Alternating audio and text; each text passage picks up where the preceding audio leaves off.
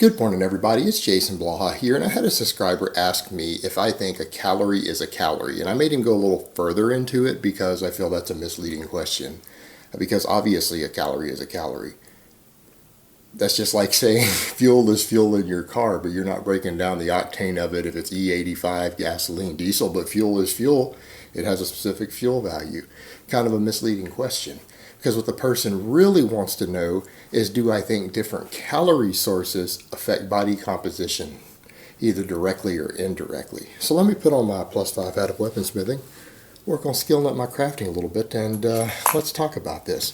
All right, the calorie is a calorie thing gets a lot of confusion, a lot of misunderstanding out there in the fitness world. A lot of that is due to various bad diets and people honestly believing that they can bypass calorie rules without using drugs that change the human body in some way.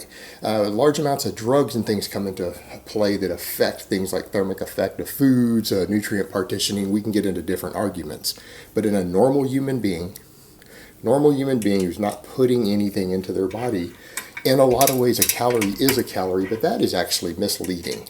What it's meant to say is, irrespective of where you get your calories, within reason, right? And here's the point, within reason. The changes in tissue weight in your body will change based upon your calories in, calories out.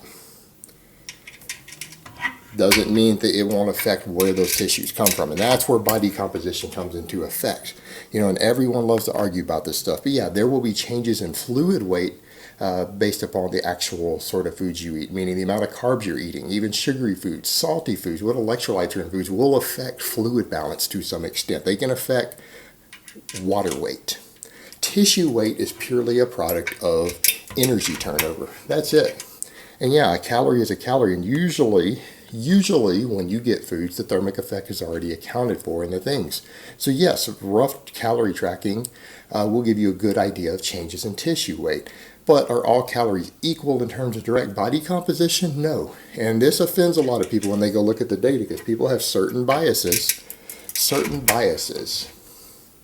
towards different macronutrients based upon whatever fad diet they follow, and they struggle to accept that reality because of whatever personal anecdote they've had in the past. Well, when I eat this amount of food, well, you got to remember, human self-reported tracking, particularly for people who have food addictions or you're restricting foods too much, can actually become inaccurate, and that's been studied a lot. People are really bad at measuring their own food intake, particularly when it comes to trigger foods, foods they crave, foods they have an addiction to. You're going to screw it all up, and you think you ate a certain amount of calories and you probably didn't.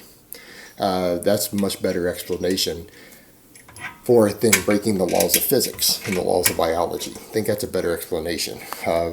People have food addictions and they have problems, and they struggle to track certain foods as an individual. It's very common. It's been documented. It's been noted by researchers and psychologists. We're just bad at tracking our trigger foods.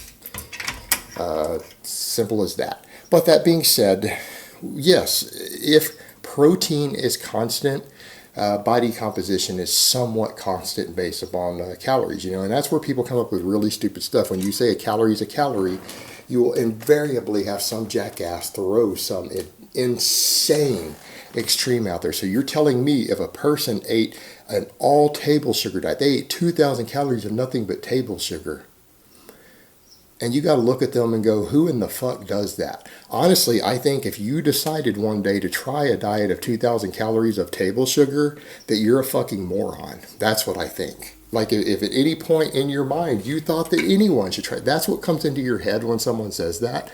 When someone's talking about balanced diets and discussing caloric intake, if your brain immediately goes to 2,000 calories of table sugar only, you're probably a fucking moron.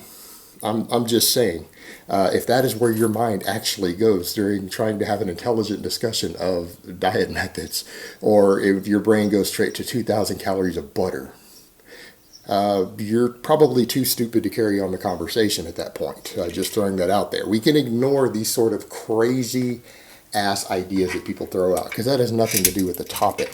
We're talking about an actual mixed diet that contains a few different foods, not some mono diet of some single processed food. We're talking about, people who are actually eating food. But yeah, protein intake does matter. So it's not to say that you're going to see the exact same body composition if protein goes too low. No, if protein goes too low in any diet, we know muscle loss goes higher. All right, you have a minimum protein threshold. And that varies a lot. There's a lot of math on that. That's stuff I've discussed in the past. But no, you do have a minimum protein intake.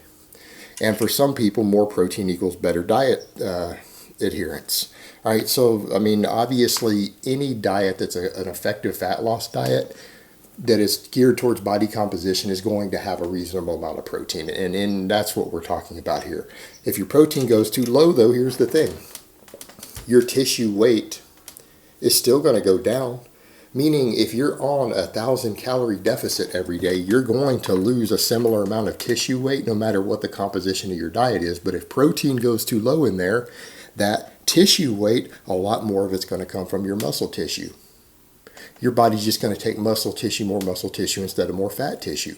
But the tissue weight in your body is still going to change. All right, energy has to come from somewhere. Your body doesn't magically create energy. So, yes, of course this stuff matters for body composition. Here's one that's going to really piss people off. You know what we found in studies? Higher carb diets, when protein is constant, carbohydrates are also protein sparing. So guess what? People who follow higher carb diets on the same caloric deficit lose a little less muscle mass. They lose a little less muscle mass than people on ketogenic diets, high-fat diets. Now, again, that's the opposite of what many keto adherents claim, but you know what? That's the reality.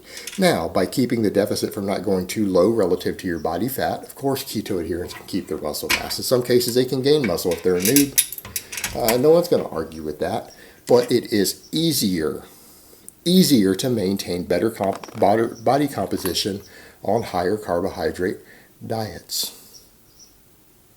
And that's multifold in nature. Number one, it has to do with the fact that glucose itself circulating in your bloodstream and a little bit of insulinic response, because insulin is anabolic, causes your body to break down a little less tissue protein, a little less. Therefore, it's easier to retain muscle, and it's easier to recomposition for the noob who's actually trying to gain muscle while losing fat. All right, that is what's been noted in the data. It's been noted in the research. And people on the ketogenic diets lose slightly more weight, but that extra weight isn't coming from their body fat. They tend to lose slightly less body fat. So yeah, macronutrients do matter. But we're not talking big differences here. They're prone to losing more water weight and a little more muscle tissue weight. And that's what the controlled studies have shown. However, is that to say that ketogenic diets are bad? No. Plenty of people lose lots of weight on them. Do you know why? Because what it comes down to is diet adherence. Diet adherence. People who can stick out a diet that gives them a continual caloric deficit are going to consistently lose more body fat. Well, if you're the person who a ketogenic diet is an amazing appetite controller for you, it is going to be an effective weight loss diet. It doesn't matter that we know other diets produce slightly different results in body composition. Is that really relevant if you have better diet adherence on the other one? No. Whatever you have the best diet adherence on is probably going to be the most effective weight loss strategy for you, because a diet that allows you to adhere to it and maintain a constant caloric deficit with consistency, you're going to lose more fat over time. Hopefully that's common sense for people, irrespective of which one is best in a lab-controlled setting where the doctors and everyone weigh out your food. We know that a higher carb diet is slightly better when protein is matched between the two, when it's matched. Now, protein goes too low is a whole different story. We start having all sorts of problems on fat loss diets. The other thing is, this also begs the question of macronutrients and other things. Are all carbs equal? Are all fats equal? No, of course they aren't. In the short term, they are. When we're talking about immediate short-term changes in body composition, they actually are. They absolutely are. You're not going to see much difference between brown rice and table sugar if one of them accounts for 500. If you have 500 calories in your diet to work with in the first 30 days, you're going to produce the same results if you can maintain it. But here's the question. A lot of people, sugar makes them hungrier. And a lot of those same people, a potato or brown rice is slightly filling. They feel like they've eaten something. We already run into a diet adherence problem. This is where the If It Fits Your Macros have to understand the problems with their concepts of eating all these refined foods and junk foods. You know what? If you're a naturally skinny undereater, that's a great method. People who have ever been obese at any point in their life, some of these ideas are fucked up. You're going to have problems with them because you're going to have foods that don't give you satiety to interfere with your diet adherence. And a lot of processed foods, refined sugars, all this stuff do this for a lot of people. They won't be able to fit their macros. That's the problem. They can track their macros, but they're not going to be able to adhere to them due to appetite, hunger, everything else. The other thing to factor in is how do these things affect your energy? The composition of your diet will affect your energy, your mood, your training. And here's the big kicker. If you eat a diet that makes you slightly more lethargic, and again, usually the case with more refined sugars, more junk stuff that causes erratic blood sugar levels, things like that, or your carbs are too low for some people can't train hard on ketogenic diets. I'd say most people can't, actually. Those who can are an exception to the rule. They're not the norm. There may be a fourth of the population can actually train hard on a keto diet. And they are out there. There are some champion strength athletes who do it. But people need to understand they're genetic outliers. The majority of people need a certain amount of carbs to train hard on. And that's understood in the scientific world. But there's also the energy level of it. You know what? If you're eating too many refined foods, it causes erratic blood sugar levels, or you develop dietary deficiencies or imbalances because of too much garbage in your diet. Guess what happens? Your energy levels go down.